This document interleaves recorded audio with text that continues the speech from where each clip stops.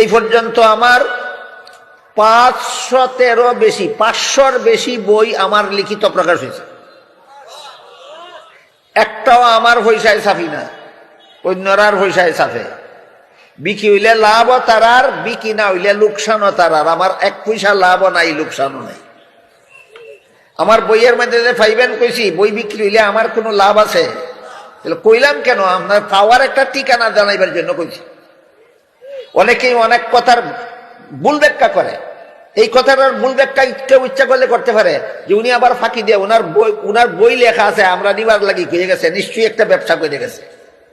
আমার 1 পয়সার ব্যবসা নাই। আমার লেখা বই আছে আহলে সুন্নাত ওয়াল জামাত পরিচিতি।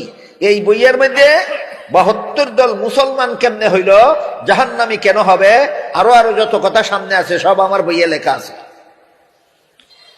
তো আমরা মনে রাখি, হাদিস শরীফে রাসূল বলেছেন আমার মুসলমান উম্মত 73 দলে বিভক্ত হয়ে 72 দল উম্মত মুসলমান আমার জাহান্নামী হবে। আপনাদের বলতে হবে